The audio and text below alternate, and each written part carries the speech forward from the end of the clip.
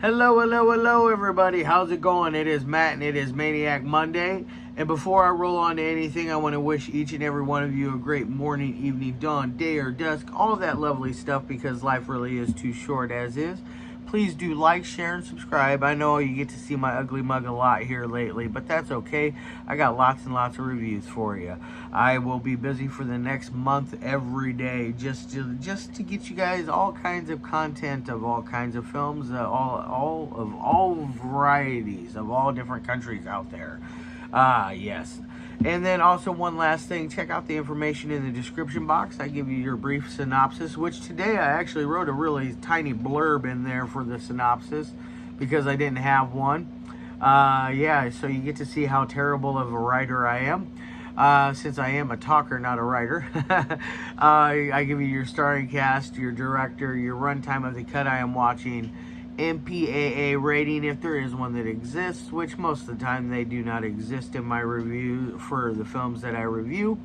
Some trivia if I find anything worthwhile of mentioning, and either a link for either a trailer or a scene from the movie itself. And now, since it is a super low budget independent underground film, I did give you a link for where you can purchase it. It is an email address.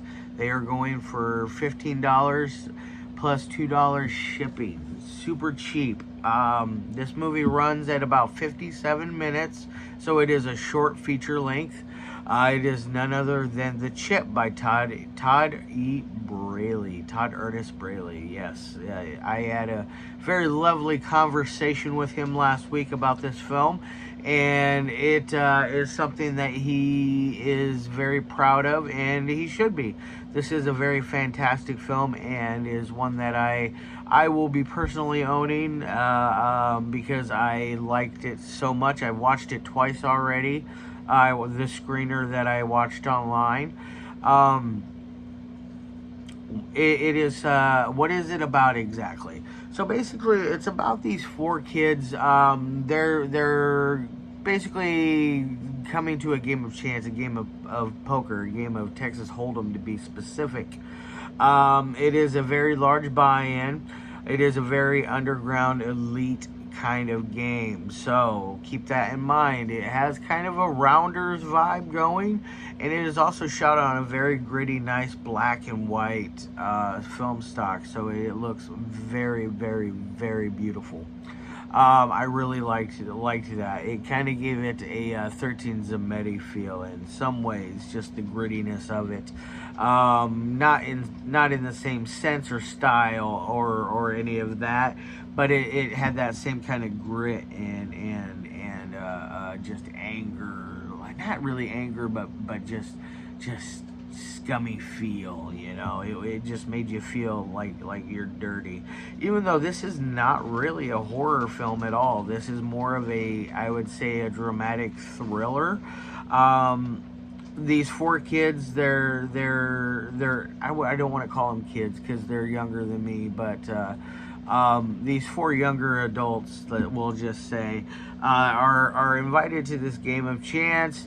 And as we're introduced to each player 1 through 4, we get to learn a little bit about each one of them. And we have one that is a stuck-up, spoiled, self-righteous little snotty broad. We got a guy who has a bit of a nose candy problem. We got a kind of a quiet girl who has a bit of a secret herself, and then you got this other gal who also has another secret of her own. And by the end of the film, you get to find out their secrets and why they are there and what motivated them being there. Because it was an invite-only type of scenario, you couldn't just walk in off the streets and be just any old Joe Blow and be a part of this game. So it is a very elite game. And we got 4 people running it. I remember when I was talking to Todd, I kept saying 3, but it is actually 4 because I kept forgetting to count the bartender. I was not counting the bartender. We got a doorman, we got our bartender, we got our dealer, and overall we got our head lady who is there to basically run the whole scenario. She calls over our players one by one and introduces them one by one, counts their money, lets them know that, hey, we're not going to take any of your crap. If you give us any trouble, we will take care of you. It is not an issue. As a matter of fact, the snobby girl even makes a comment at one point, where is so and so and so and so, and the lady responds with, they are no longer with us. And we later on get a little bit of a dialogue that people were caught cheating and they may have been involved, so that is why they are no longer with them. So it has a very interesting setup with that. Our drug-fueled kid, he comes in and he is automatically like just very nervous, very sketched out. He likes to talk about, or he asks the lady, like, hey, like very nervously, like, why was I invited and why do I get to pay less than everybody else? She quickly responds with, you're not supposed to tell anybody that, and she gets him all set up and she tells him, hey, why don't you go get yourself a rail up at the bar, which if you do not know what a rail is, that means he was going to get some for his nose. He was going to get some snow for his nose, some candy to make him feel dandy. But anyways, and then you get to meet our third character, who is kind of, she is not afraid to speak what's on her mind. She's kind of,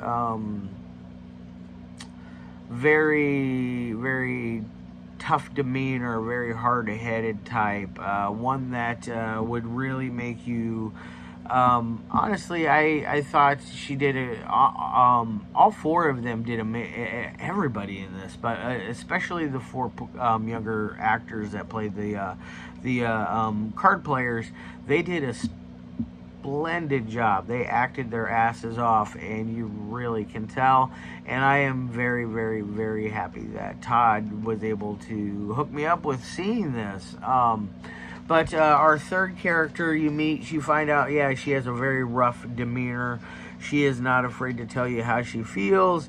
Her and the spoiled rotten brat clash, as well as the spoiled rotten brat clashes with everybody, along with our kid on drugs and our fourth player, who is a very quiet, shy, well-reserved, well-mannered girl who has a very deep, dark secret herself.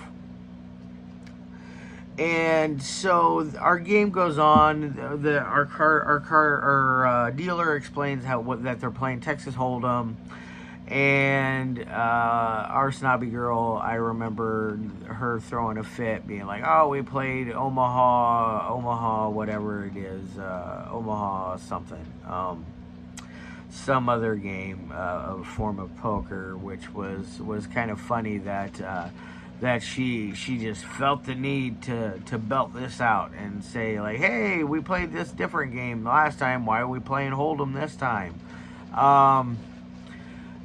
Dealer quickly brushes her off and says, well, we're playing Texas Hold'em, that is what we're playing. We're not playing Omaha Shuffle or whatever the hell it was called. But either way, we go on with our game.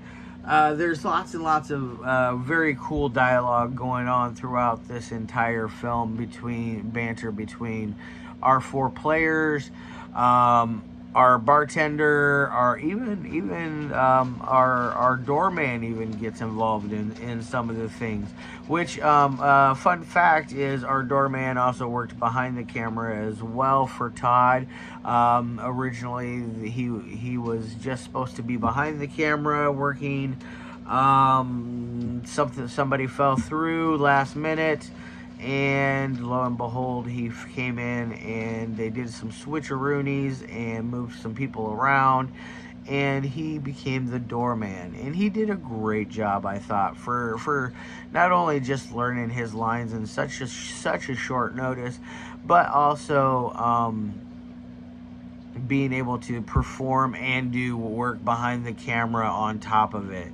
So kudos to him as well. And then, like our main lady, I really like her. She's probably one of the best characters in the entire short, or not short, the entire film, the entire feature. I would say she is probably the best character. She is one of, she does not take any shit from anybody, no guff, no grief, no nothing. And she is very, very quick to dismiss you if you give her a hard time, which I really liked her character. Honestly, there's not a character in here I dislike. Even the snobby girl, the spoiled, rich, snobby girl, I even liked her. Everybody was just so good. Even the quiet girl, she really portrayed a shy girl in a very believable way, and I thought she did a very good job. Our drug fueled kid, he did a very good job as well. Everybody just amazing performances. Even our bartender, who had very little lines as well, also turned in a great performance. So therefore, I am not really having anything bad to say about this film. I just wanted a little more backstory. My only thing that I want was a little more backstory with why the other two that were handling the show, why they are no longer around, how they got caught stealing from the game. I think that would be an interesting thing. It would have been interesting to have in there. Otherwise, maybe make a prequel. That would be kind of cool, Todd. Or some sort of short that kind of like explains them. I think would be kind of neat. Otherwise, this is a very good film. Technical abilities. Todd knows what the hell he's doing. He is no slouch behind the camera.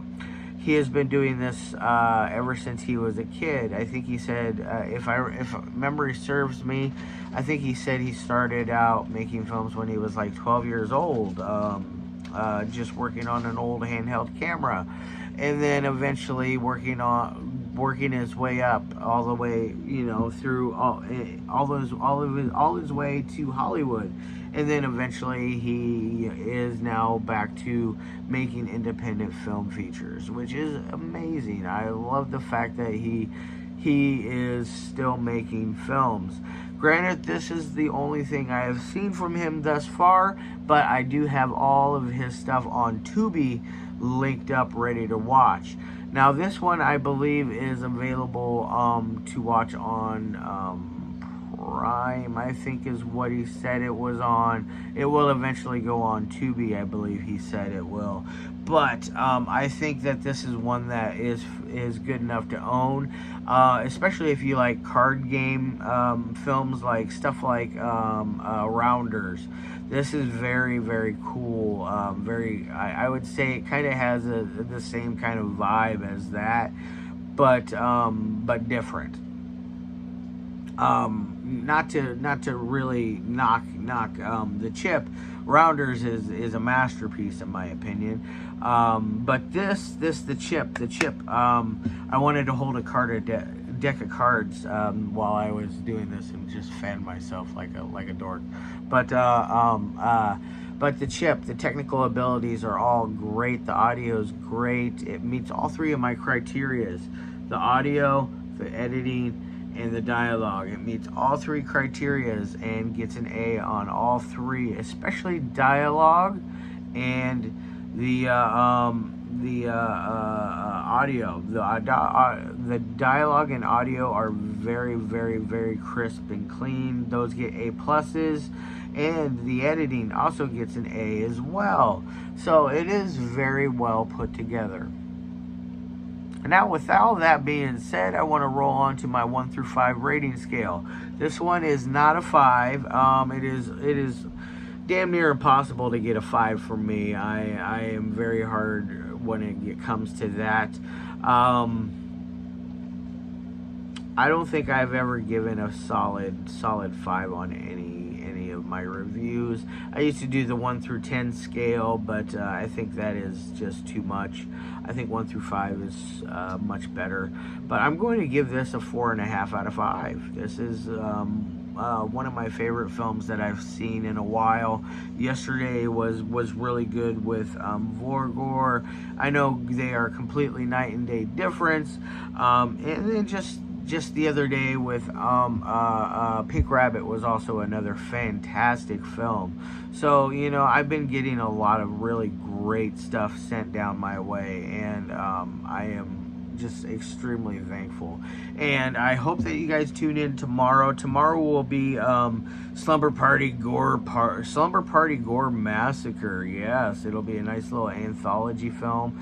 We got some stuff on there from my good friends Bill Kate, White Gardenia, and Gore Filth. So definitely tune in tomorrow for that. That should be a lot of fun. So with all of that said and done, I'm gonna get the hell out of here. I hope all of y'all have a fantastic rest of your day and a fantastic rest of your week. And hopefully I see you again for sometime this week. And as always,